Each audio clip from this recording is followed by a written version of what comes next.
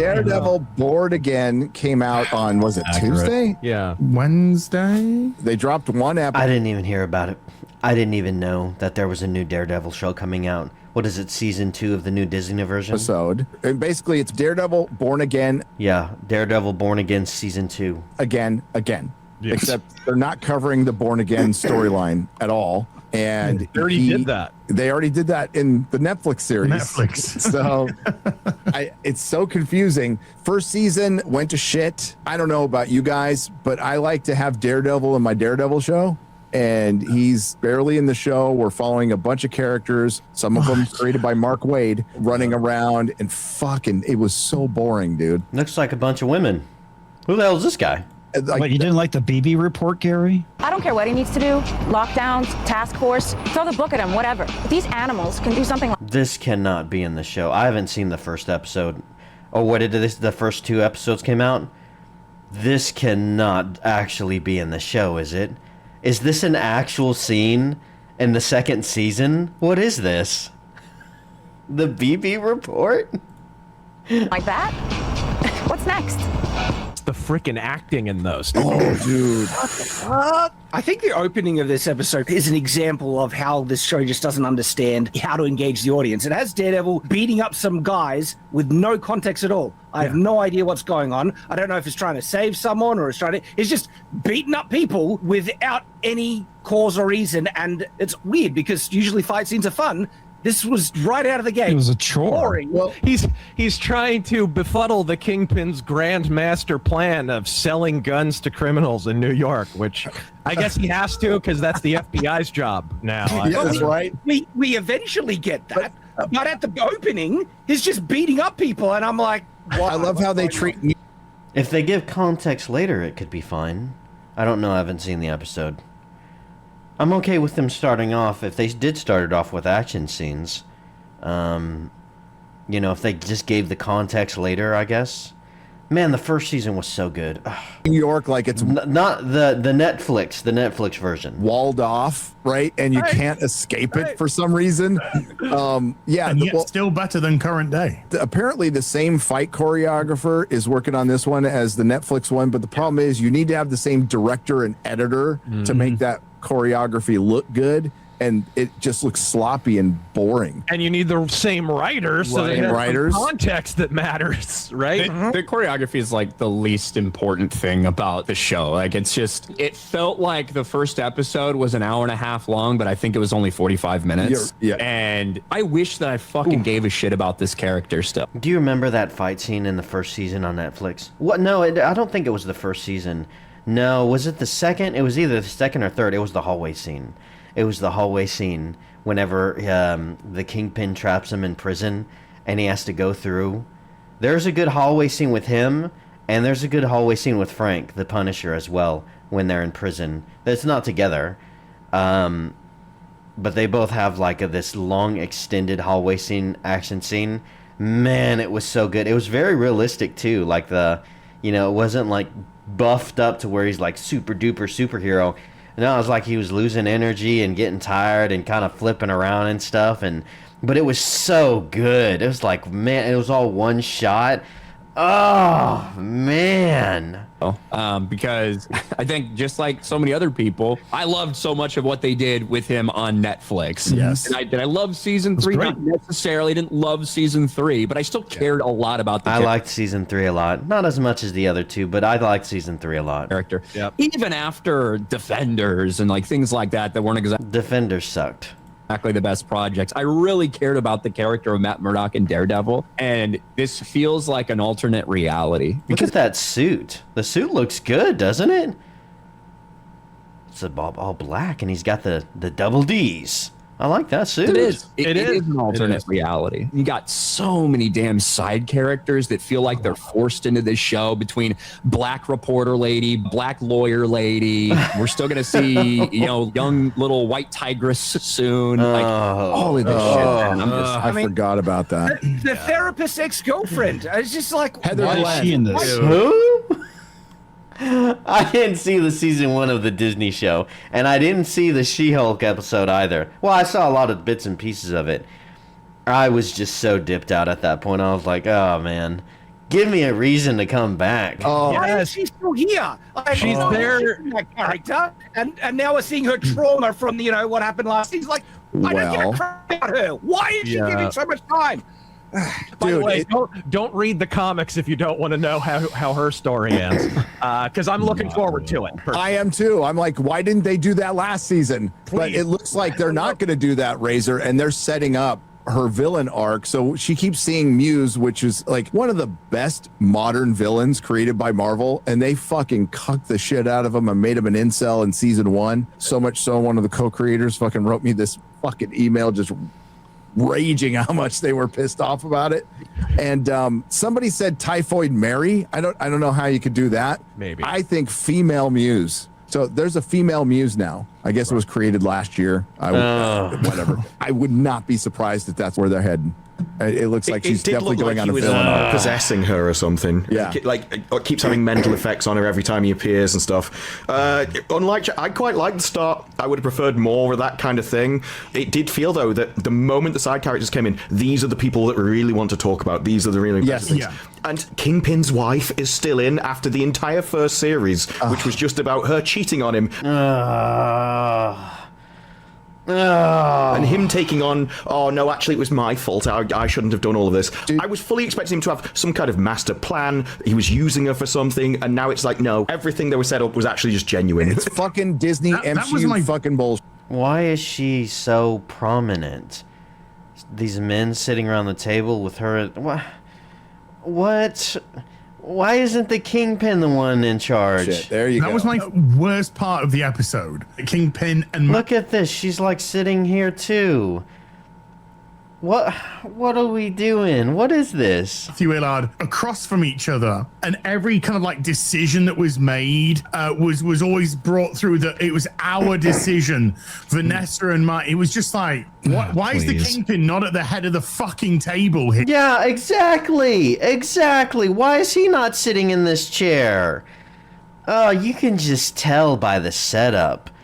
Feminism, man. It just destroys everything. Yeah. Right. Well, you know why. In season 1. I wish the Kingpin was fatter. She used to look a lot better. I wish the Kingpin had gained weight the same way that she had. The Kingpin is slimming down and getting weaker, and she's getting fatter and more powerful. She was great in the Netflix series. The original season 1, yeah. Look at how much better she looks in this, and look at how much beefier the Kingpin looks. Man, how the timetables have turned.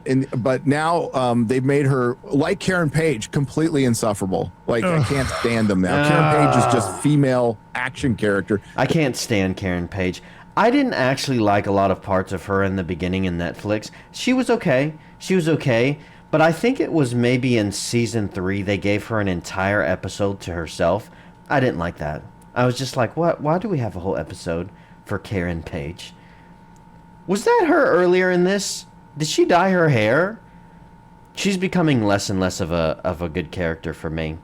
God only knows how she is now. They did that scene where you see somebody training in the room and then Daredevil walks in and it's Karen Page. Right? It's like, oh no. Not another girl boss. They say they're going to do a God of War new game, I believe it is. And I think she is going to be the star. Kratos! Fucking come on. By the way, you know what happens to her in the book? No kidding. Also, he's trying to break up the gun running operation. I'd just like to point out that Daredevil's girlfriend murdered the merry shit out of a guy with an illegal gun and covered up the murder. I guess illegal guns are fine as long as you're Daredevil's holster. Yeah, right. It was really, really dull. It was dull. I'm not interested in watching a fucking show about a bunch of characters I know nothing about. The acting of them was fucking horrendous that I just didn't connect with anything. I wasn't interested in anything. I watched this at 1.5 speed. It was... Is that Karen Page right there? No. 50 minutes long, it felt like an hour. I thought I was in some sort of time distortion that I couldn't get out of because every scene was just going on and on and nothing was really being said or done. I can't remember much of the previous season, but was there any lead up with Matt getting in the, sack with Karen Page, or is that just... They reconnected in that last episode. So they're a couple now? They always came across better as friends. I think they started in on the romance. Maybe season 2 or 3, but it was always weird and awkward. I never felt like they had any chemistry. Too, and he was talking about hearing her heartbeat and everything when he saw him. They did set that up a little bit, but yeah, they're obviously together now. Born Again season 1, which is really 0.5. It was weird in that you'd run into an episode that was watchable and then a really unwatchable one and then a watchable one and then a really terrible one. I think that's why we still have all these characters. This show just has a bunch of characters who were carried over from the original mustard yellow. Oh, She-Hulk. She's ruined, she didn't ruin it, but she's a contributing factor of the new Starfleet Academy. She's in that too now. Goodness, look at this ugly suit. Man, this suit looks like piss. Look at it, it's horrible. Look at how ugly this suit is. Suit version of Daredevil show that they wanted to make the courtroom drama. That's what they wanted to do. Guffaw and Order, apparently. I don't know what was going on there, but I think these are all holdovers from that. Somehow Kirsten McDuffie is still in this show and she's doing girl boss shit. She tells off the one lawyer guy or whatever in a completely pointless scene. It's just way too much stuff going on about characters we don't care about. I mean, how many characters in this guy had more lines than Kingpin? A lot. A lot of characters in this episode had more lines than Kingpin. Yes, and I love that they actually try to draw out the big reveal of the Kingpin. From the moment he waddles into frame, we think it's some other bald, obese guy in a giant white suit. I can fucking hear you. Fuck's sake, I'm not wearing white. It's fucking black. Right. Now, if they kill everybody, all these side characters by next episode, that might be nice. At least she's not a hideous-looking woman. Is this Daredevil's new girlfriend? This is the one they're saying that might turn into a new evil person. At least she's not hideous. Like a lot of these. But that's not going to happen. Because they're all insufferable. Who's that? Not the mayor, the assistant mayor? The assistant mayor. Yeah, what the fuck is that thing? Why does he have screen time? Get the fuck off my screen. He's getting played by BB. Yeah, that's about him and BB, and BB getting access that way. Is this BB? I don't know any of these characters. How many new characters have they introduced? Is Foggy still dead? They killed off Foggy in the first episode of last season, I heard. That's one of the main reasons I was just like, what? Care. That guy's boring. I don't care about any of them. You're not good characters. Go away, please. Can I have some fucking Matt? Can we get Foggy back, please? Can he fucking rise from the dead or some shit? I think he is going to. He's coming back. Where's Night Nurse? Why haven't we got any Night Nurse going on? There we go. Karen Page going undercover as Joan Jett. So that's Karen Page? That is her? Oof. Yeah. Well, that's the thing. Even if they do bring back characters that we do like, they're going to get fucked up, like Karen Page. Yeah. Jessica Jones is coming back. Luke Cage might come back. And they're doing a season 3 already. So apparently, this Mayor Kingpin shit too. It's as long as Trump is president. I love that according to Disney Plus, the mayor of New York has more power than Jesus. I know. In real life, the Mamdani administration can't afford a fucking tuna melt. The Netflix Daredevil series, as I've said before, is my favorite Marvel thing in live action. No, look at the Punisher just walking up there. They really should have given Kingpin a fat suit. If he's dead set on just losing weight and being healthy, they should have given him a fat suit. He's got the height for it. His head looks fine, more or less, but he needs to be bigger and fatter and bulkier. It's amazing. It's incredible. And it holds up. I rewatched it recently. It's freaking killer. It's still good. Dude, the pacing of that first season is just unbelievable. And I love season 2. I know some people have criticisms of it. I fucking love it. I love it too. No, that's my favorite season, actually. But I mean, you compare the first episode of any Netflix Daredevil season to this. Yeah. And it's like, what in the world? We're suddenly in a boardroom. We're talking. Matthew Lillard's here for some reason. What in the hell is going on? Like, by the way, every time I see Matthew Lillard, it feels like the first time I've seen him in 200 years. I don't know what. That is a very accurate statement. Yeah, very accurate. There's more. Well, it's all those years of Shaggy smoking weed. It takes its toll. It's true. Those years of being a repressed homosexual. Okay, It's let's really go. boring, but they're bringing in Punisher later, and maybe some of this will lead into Spider-Man. Who knows? No. And what are the numbers going to be like for this? Because if you recall, it was the 99th show in the top 100 of streaming the year it It's gonna came be out, abysmal. It was down. which was It's surprising. boring. We'll get those next week.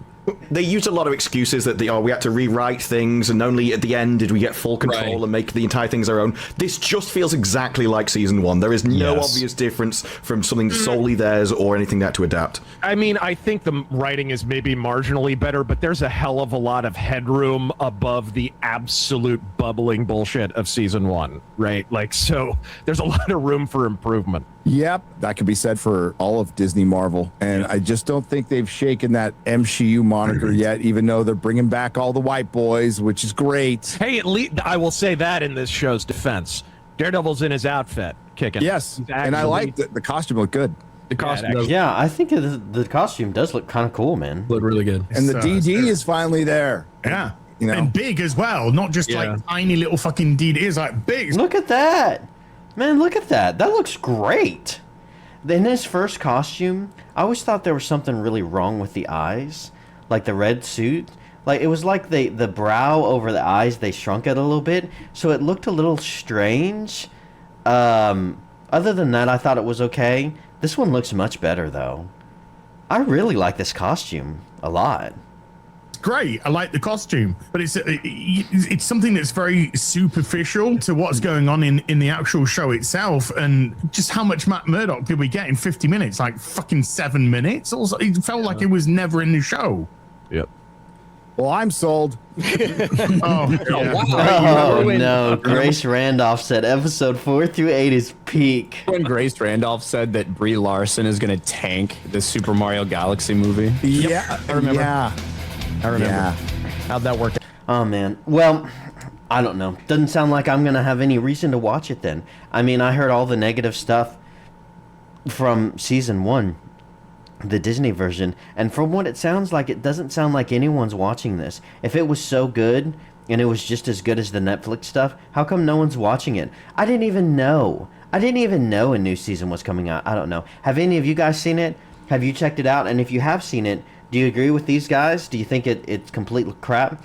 Or do you think it's good? Do you think I should check it out? Do you think it's worth looking into?